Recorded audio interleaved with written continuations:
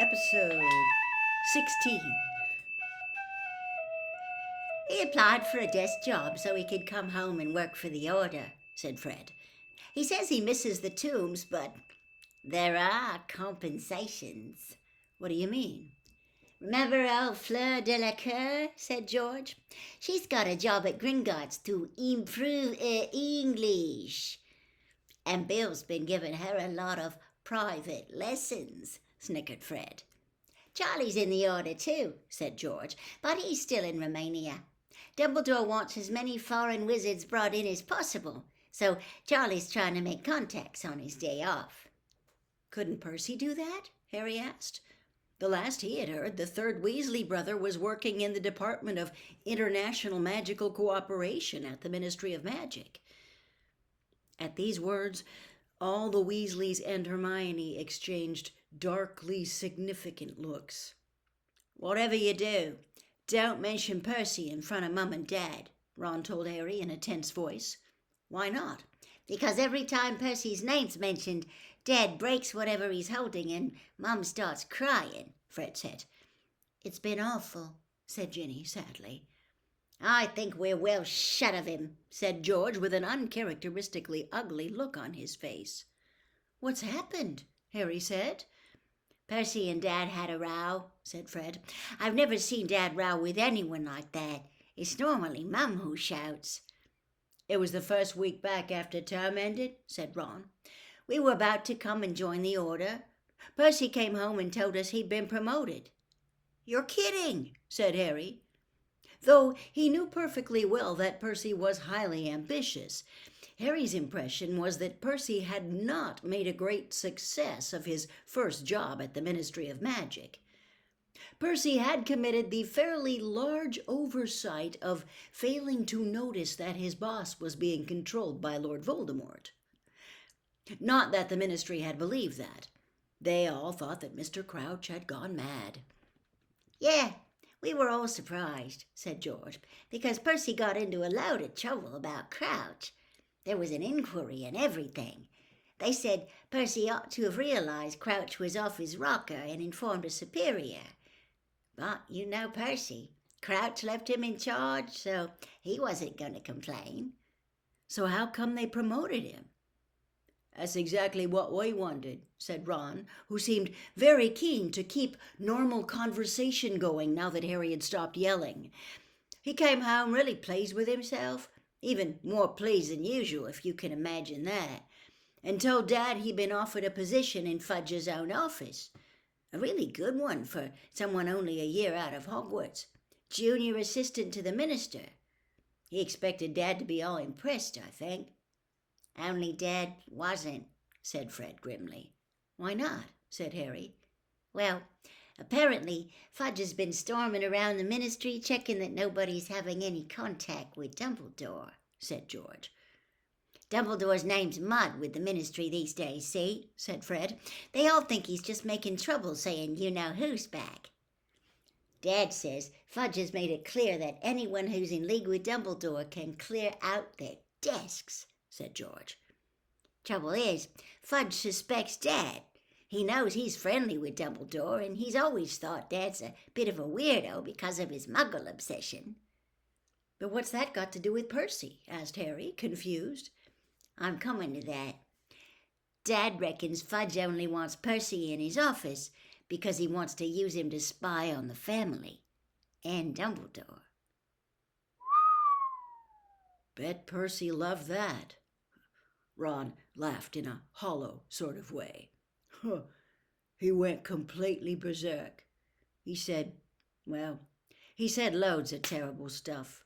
He said he's been having to struggle against Dad's lousy reputation ever since he joined the ministry, and that Dad's got no ambition, and that's why we've always been, not had a lot of money, I mean." "What?" said Harry in disbelief, and Ginny made a noise like an angry cat. "I know," said Ron in a low voice, "and it got worse.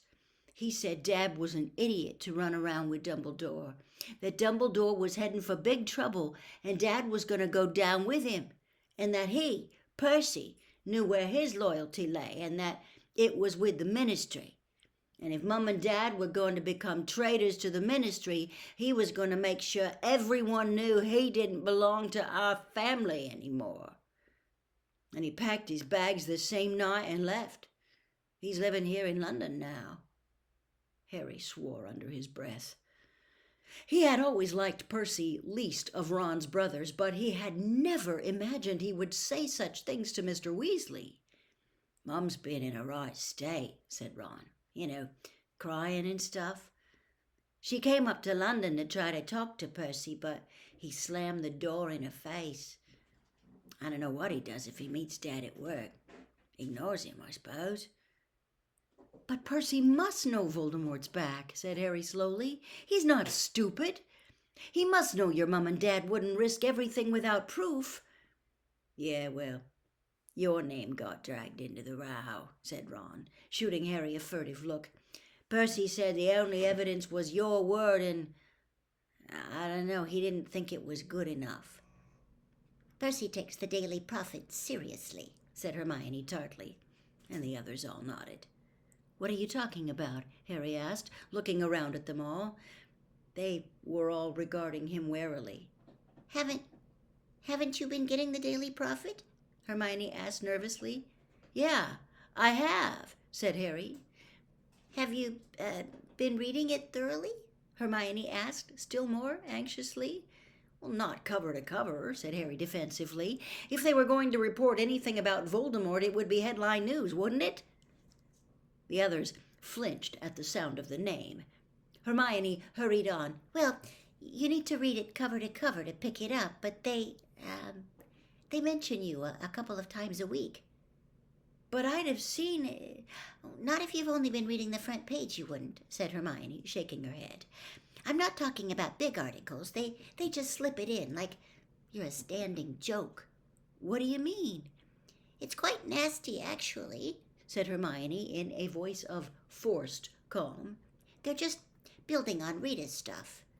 "But she's not writing for them anymore, is she?" "Oh, no, she's kept her promise. Not that she's got any choice," Hermione added with satisfaction. "But she laid the foundation for what they're trying to do now." "Which is what?" said Harry impatiently. "Okay, you know she wrote that you were collapsing all over the place and saying your scar was hurting and all that?" "Yeah," said Harry, who was not likely to forget Rita Skeeter's stories about him in a hurry. "Well, they're writing about you as though you're this deluded, attention-seeking person who thinks he's a great tragic hero or something," said Hermione very fast, as though it would be less unpleasant for Harry to hear these facts quickly. "They keep slipping in snide comments about you. If some far-fetched story appears, they say something like, 'a tale worthy of Harry Potter.'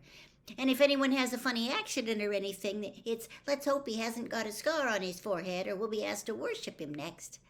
"I don't want anybody to worship," began Harry hotly. "I know you don't," said Hermione quickly, looking frightened. "I know, Harry, but you see what they're doing?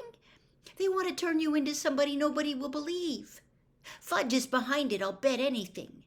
They want wizards on the street to think you're just some stupid boy who's a bit of a joke, who tells ridiculous tall stories because he loves being famous and wants to keep it going.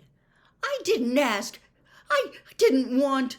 Voldemort killed my parents," Harry spluttered. "I got famous because he murdered my family but couldn't kill me. Who wants to be famous for that? Don't they think I'd rather it never happened?" "We know, Harry," said Ginny earnestly. "And of course they didn't report a word about the Dementors attacking you," said Hermione. "Someone's told them to keep that quiet. That should have been a really big story. Out-of-control Dementors? They haven't even reported that you broke the International Statute of Secrecy. We thought they would. It would tie in so well with this image of you as some stupid show-off. We think they're biding their time until you're expelled. Then they're really going to go to town. I mean, if you're expelled, obviously," she went on hastily. "You really shouldn't be. Not if they abide by their own laws. There's no case against you."